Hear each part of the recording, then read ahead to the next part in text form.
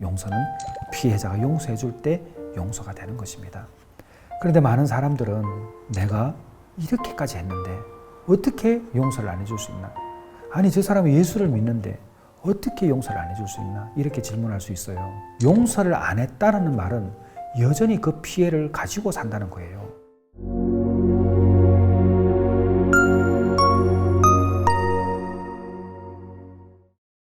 안녕하세요. 베들회복 공동체 김상철입니다.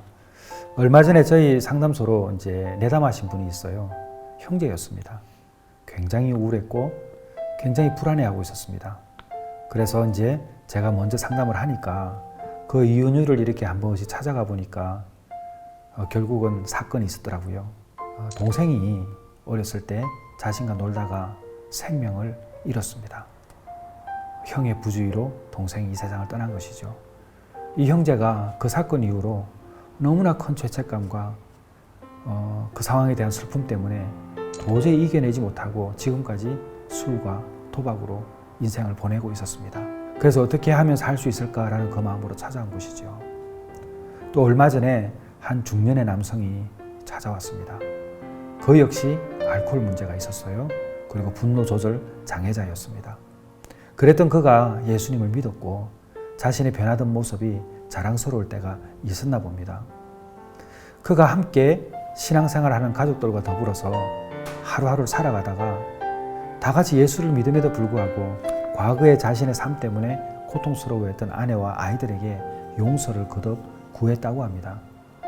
그런데 아내와 아이들이 자신의 용서를 받아주지 않는 거예요. 같이 교회를 다니면서도. 그래서 잘 참고 있다가 하루는 폭발해버린 거예요. 어떻게 당신과 너희들은 하나님을 믿는다면서 이렇게 용서를 안 해주냐면서 거듭거듭 화를 내게 되고 다시 분노를 폭발하게 됩니다. 다시 처음으로 돌아간 것이죠. 그 절망감을 가지고 찾아온 거였어요. 저는 그 두 분을 보면서 너무나 마음이 아팠습니다. 정말 용서라는 게 무엇일까? 죄책감이라는 게 무엇일까?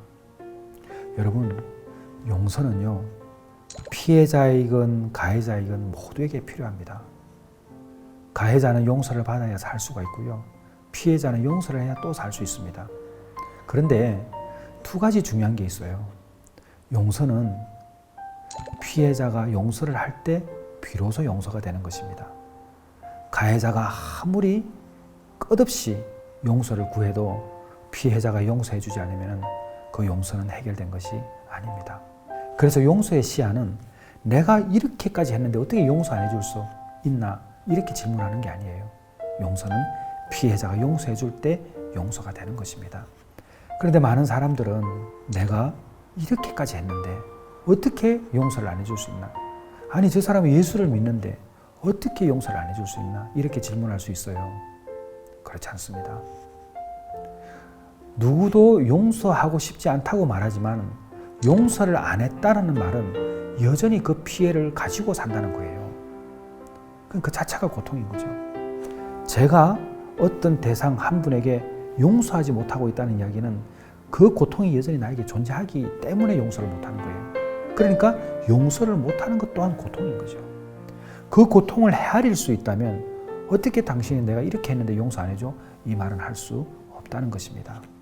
그래서 용서의 기회는 내가 정하는 것이 아니다. 여러분 아마 밀양이라는 영화를 보신 분들이 계실 거예요. 그 밀양이라는 영화를 보게 되면 전도연 씨가 역할을 맡은 신혜라는 여성이 있습니다. 그 신혜라는 여성은 한 아이가 있었는데 남편도 교통사고로 떠났어요. 그 한 아이를 키우기 위해서 밀양으로 내려왔다가 그 아이가 유괴를 당합니다. 그리고 그 학원의 그 원장으로부터 이 아이가 유괴당한 후에 목숨을 잃게 되죠. 절망 속에 빠지게 됩니다. 한순간에 모든 가족들을 잃게 되는 거죠.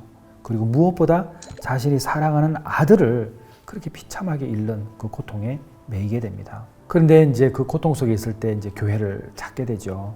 그곳에서 위로를 받고 또 주변인들로부터 용서라는 이야기도 듣게 되고 본인도 하나님으로부터 용서를 받았다는 그 믿음의 기초가 하나하나 다져가고 있을 즈음에 어느 날 완전히 100% 믿음으로 이렇게 순화된 상태가 아닌 용서를 해야 된다는 어떤 주변의 권고와 또 그 자신의 생각 때문에 교도소를 찾아갑니다.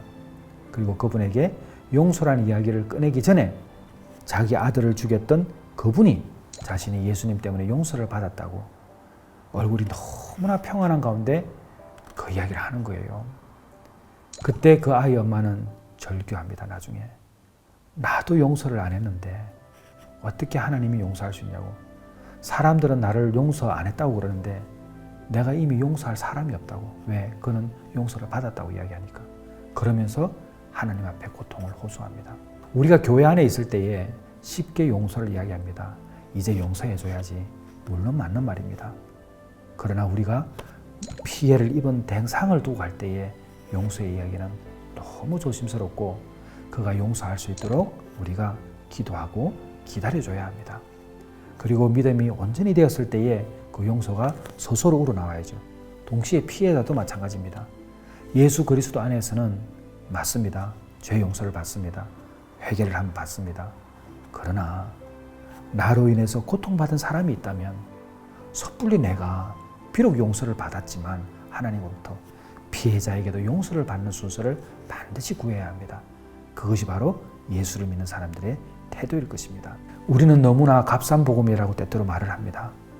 어떻게 예수 믿는 사람이 하나님부터 용서를 받으면 사람하고도 풀어야 되지 않겠습니까? 저는 이 중독 상담 사역을 하면서 우울증도 마찬가지입니다. 많은 사람들이 분노 가운데 있는 모습들을 보게 됩니다. 용서를 하고 싶어도 용서하지 못하기 때문에 고통스러워하는 분들도 많이 보게 됩니다. 그런 분들을 볼 때에 가해자를 생각해 봅니다. 오늘날의 많은 아버지는 가해자들이 많습니다. 오늘날 많은 어머니와 자녀들은 피해자가 되어 있는 경우도 적지 않습니다. 물론 반대인 경우도 있겠죠. 그러나 한국이라는 이 사회의 범주 안에서는 아버지의 역할이 너무 중요합니다. 변화된 모습을 남편과 아내와 자녀들에게 보여준다 할지라도 끊임없이 예수 안에서 변화된 모습을 보여주시고 그들이 용서할 때까지 기도하며 기다리는 여러분이 되시기를 진심으로 기대합니다. 감사합니다.